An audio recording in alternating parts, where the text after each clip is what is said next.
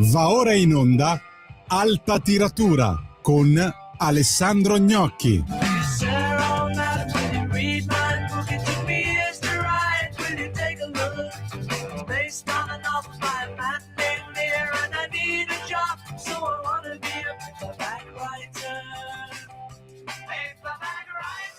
Eccoci su Radio Libertà, io sono Alessandro Gnocchi, questa è Alta Tiratura. Partiamo subito dal primo argomento, che è Oriana Fallaci, un argomento di cui abbiamo già parlato, ma vale la pena di ricordare che nel 2026 a luglio c'è un anniversario importante, sono i 20 anni dalla morte, la signora morì nel 2006 infatti. Ci sono iniziative di vario genere, anche editoriali. La prima è già arrivata in libreria, ve la mostro. Oriana Fallaci da grande farò la giornalista, 1947-1953, i primi passi al mattino dell'Italia centrale, cioè in sostanza appena finita la guerra, la Fallaci, che era giovanissima, 16-17 anni, inizia le prime collaborazioni con un giornale e inizia subito a farsi strada in virtù della sua bravura e anche in virtù del suo carattere decisamente tenace e molto esigente verso se stessa e verso anche chi lavora con lei, chi lavorava con lei. Questo volume ha un interesse diciamo prevalentemente storico, anche se vediamo una Fallaci che si occupa di temi che poi tratterà ancora anche per i giornali più grandi, prima di passare però alle grandi inchieste, in sostanza alle grandi interviste. Quindi qui si occupa soprattutto di gossip o comunque di moda, di attori, insomma la cronaca, quella che noi chiamiamo cronaca bianca o cronaca leggera nel gergo giornalistico. Fa subito vedere quanto era brava, ci sono degli articoli decisamente interessanti e il volume è accompagnato da una raccolta di scritti di autori diversi, da Feltri a Giorgetti, Giuseppe Fedi, insomma persone che l'hanno conosciuta bene, e c'è anche una prefazione di un'introduzione di Ferruccio De Bortoli. Bene, quello che mi interessa notare è che a 20 anni dalla morte ecco diventare realtà quello che la Fallaci aveva detto e scritto per molto a lungo, fin dall'inizio della sua carriera. Cioè la sua attualità, come dire, non ha subito un calo, anzi è diventata ancora più pressante e sarà sufficiente per capirlo raccontare la storia della sua intervista in Iran all'Ayatollah Khomeini. Intervista che è rimasta famosa nella storia perché lei si tolse il velo, il chador, davanti a Khomeini e Khomeini a quel punto si alzò, se ne andò e interruppe l'intervista. Un'intervista che fu, diciamo, un vero duello senza esclusione di colpi, nel senso che lei rinfaccia a Khomeini di aver messo in piedi una spietata teocrazia, di aver oppresso il popolo e di confondere lo Stato con la Chiesa, insomma tutte le obiezioni che noi occidentali potremmo rivolgere a appunto uno Stato teocratico, a uno Stato retto dalla Sharia, cioè dalla legge divina dell'Islam. Ma questa intervista ha una storia che pure è stata raccontata, che è una storia nella storia, cioè non dobbiamo pensare a un'intervista canonica con la Fallaci che arriva all'aeroporto di Teheran, viene accompagnata dall'ufficio stampa a intervistare l'Ayatollah, registra, se ne torna a casa, scrive il pezzo, buonanotte. In realtà fu una manovra di avvicinamento molto molto lunga, perché Khomeini non è che rilasciasse un'intervista al giorno, e poi c'era il fatto che doveva essere intervistato da una donna, cosa che nel clima come dire ostile alle donne dell'Iran, vigente in Iran, non era proprio comune, anzi era assolutamente una stranezza. La Fallaci arrivò, fu presa in carico da un signore che palesemente faceva parte dei servizi o comunque riferiva ai servizi e prevede, prima di incontrare Khomeini c'è un lungo viaggio da fare in macchina, un viaggio che lei fa con questo accompagnatore simpatico e disponibile, apparentemente alla mano anche e rispettoso delle donne e del ruolo della Fallaci. Quando il viaggio e poi la trafila burocratica pare conclusa, ecco il gigantesco ostacolo inaspettato, perché Khomeini pone come regola che la donna che lo intervisti sia sposata, cosa che la Fallaci non è, di conseguenza deve sposarsi. Per fortuna il suo autista le fa notare che nell'Islam c'è la facoltà di sposarsi per poche ore, che è diciamo il modo con il quale, e senza burocrazia, che è il modo con il quale immagino un uomo in Iran all'epoca potesse, come dire, avere una donna senza doverci fare 10 figli. Quindi c'è questo matrimonio che è durato 4 giorni, quindi non è vero che la Fallaci non si è mai sposata, si è sposata una volta in Iran e una volta che il matrimonio è stato diciamo ufficializzato, ecco che la giornalista può finalmente essere introdotta alla figura di Khomeini. Khomeini era una persona, diciamo, di cultura, come spesso accade, no, nelle dittature. Il capo è una persona che ha studiato, lui aveva studiato in Francia, e questo forse ci dice qualcosa sulle università europee, dove si insegna il disprezzo per l'Europa, e appunto lui riteneva che l'Europa fosse un paese immorale, cioè fosse un insieme di paesi con una cultura comune, un insieme immorale però, e quindi destinato alla decadenza, e aveva deciso invece che la Sharia era la legge ideale sotto la quale far vivere l'intera popolazione iraniana. Poi c'era stata la rivoluzione era stata vinta, lo Shah, che era una specie di re, venne mandato in esilio e dopodiché l'Iran mise nel mirino dei suoi, cioè diciamo si schierò contro il grande Satana che era l'America, perché l'America è vista come una nazione portatrice del consumismo, del materialismo e dell'imperialismo. Quindi il grande Satana era subito individuato, un nemico ci vuole in una dittatura. Poi c'è l'altro nemico ancora più acerrimo, cioè, ovvero lo Stato di Israele, che per Khomeini semplicemente andava cancellato dalla carta geografica, cioè doveva scomparire. E,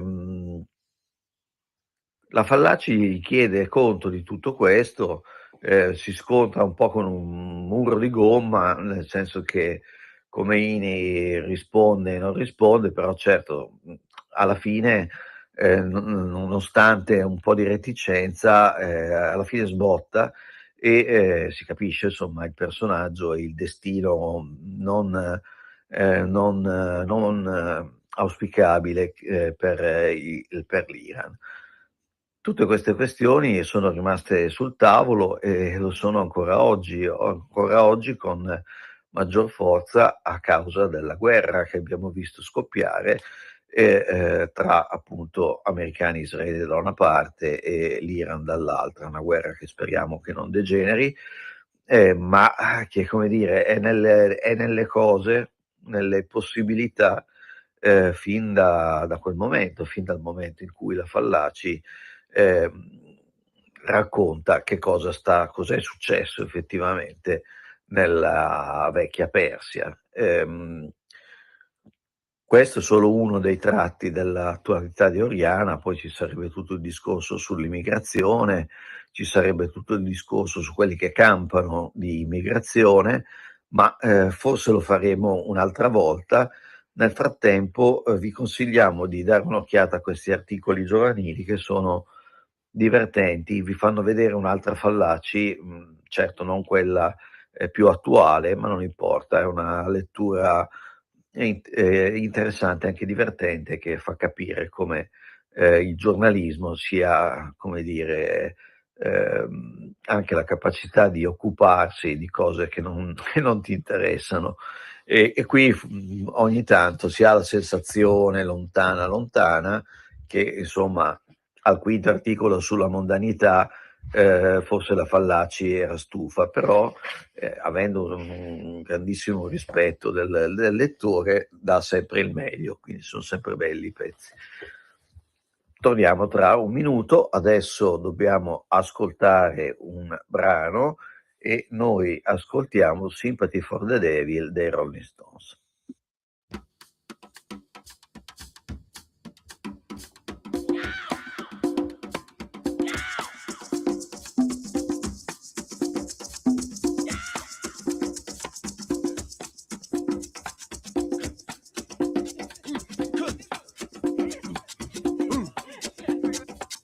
Please allow me to introduce myself. I'm a man of wealth and taste. I've been around for a long, long year. Stole many a man's soul of faith. I was around when Jesus Christ had his moment of doubt and pain. Made damn sure the pilot washed his hands and sealed his face. Pleased to meet you, hope you guessed my name. But what's puzzling you is the nature of my game. Stuck around St. Petersburg when I saw it was a time for a change. Killed the Tsar and his ministers. Anastasia screamed in vain. I rode a tank, held a generous rank when the blitzkrieg raged and the bodies stank. Pleased to meet you. Hope you guess my name. Eccoci tornati a Alta Tiratura. Io sono Alessandro Gnocchi, questa è Radio Libertà, anzi questa è casa mia, lì c'è una parte dei miei dischi e quelli sono i libri che sto utilizzando in questo momento per scrivere.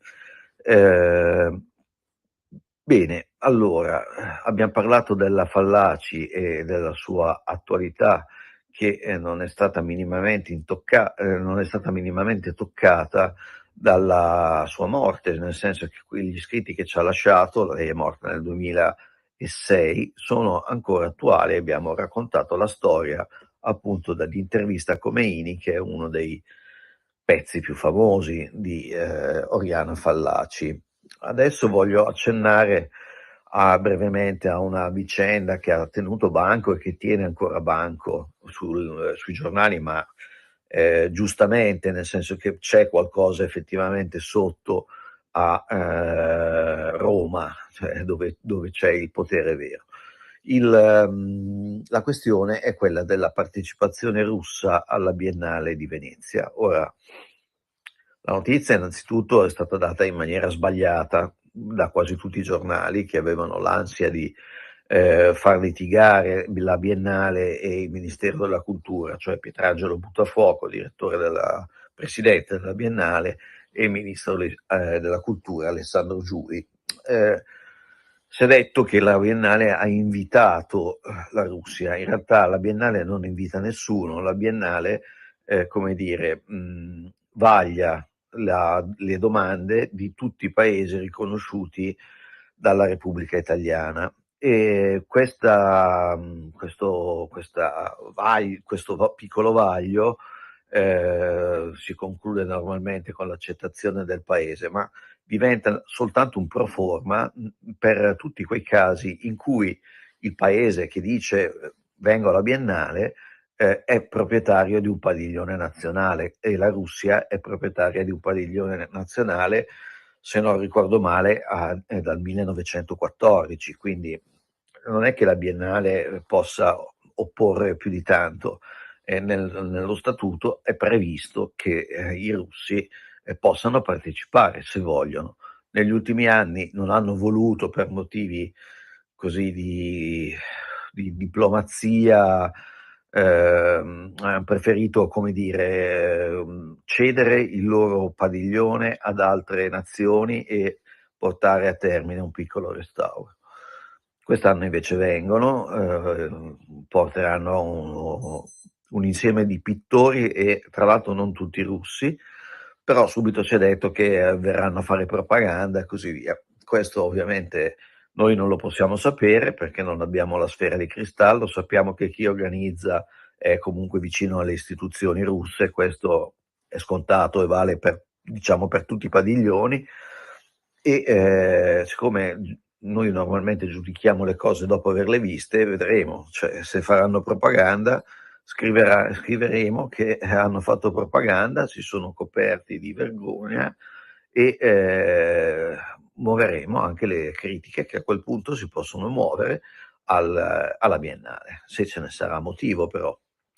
Nel frattempo è andato avanti un confronto, che poi è uno scontro, appunto tra Buttafuoco che rivendica l'autonomia come da statuto della Biennale e Giuni invece che vorrebbe verificare, diciamo così, che l'invito, che poi non è un invito, ve l'ho spiegato, ai russi, che la presenza dei russi non sia contraria in qualche modo al regime di sanzioni che noi abbiamo contro la Russia.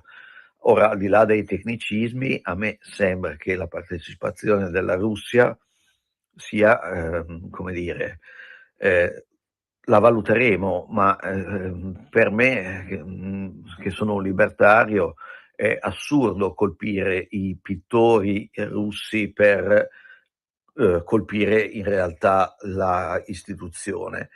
Non ha senso nemmeno, diciamo, come dire, isolare i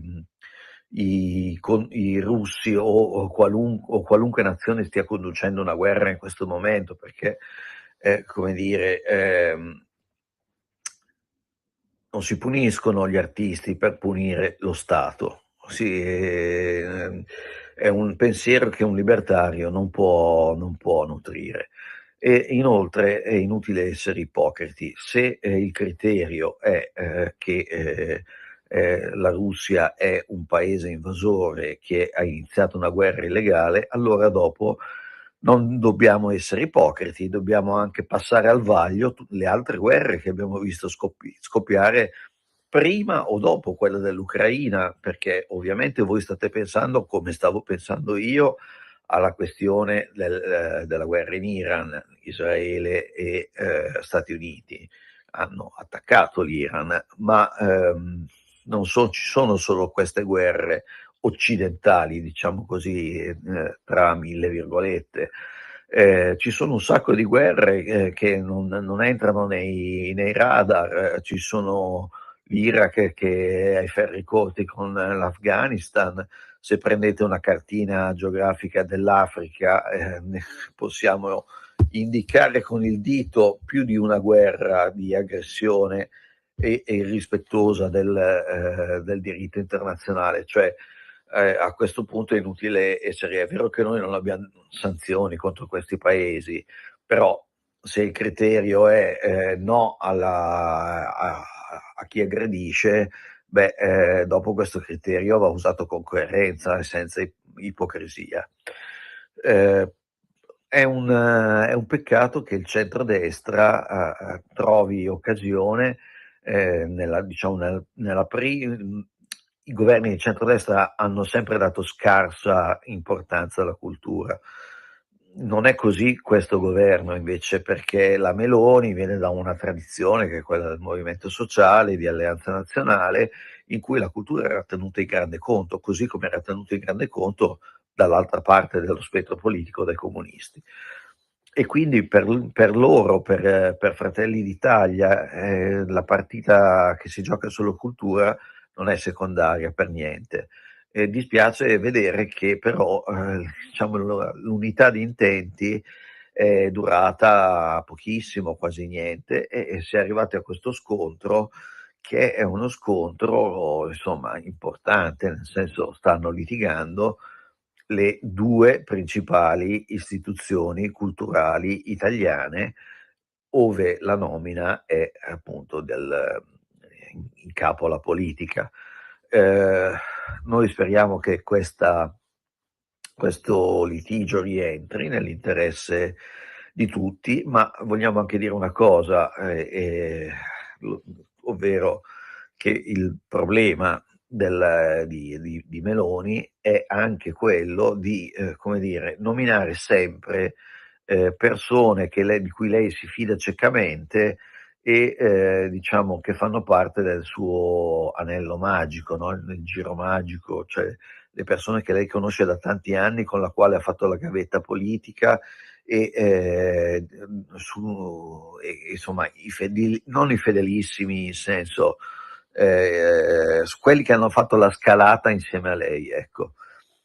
Probabilmente al centrodestra gioverebbe una maggiore apertura, ci sono altri mondi che possono fornire nomi importanti e che potrebbero ampliare lo spettro delle conoscenze e delle iniziative del centrodestra. Penso ai liberali e ai cattolici principalmente. Però diciamo questo non avviene e il risultato è che come dire, si personalizza troppo l'istituzione e poi appunto succedono questi scontri personali tra amici, perché poi Giulia e Buttafuoco sono amici, hanno lavorato insieme al Foglio e penso che si stimino reciprocamente e quindi sulla cultura ci vuole un altro passo, l'attenzione è stata data e va bene, però ci vuole un altro passo, ci vogliono altre nomine, ci vuole aria fresca, ci vuole il governo non deve dare l'impressione di voler mettere le mani dentro la Biennale, cioè ci vuole più autonomia, più indipendenza e bisogna anche accettare che da una nomina escano anche delle cose che non sono perfettamente in linea con il governo. E con questo vi saluto.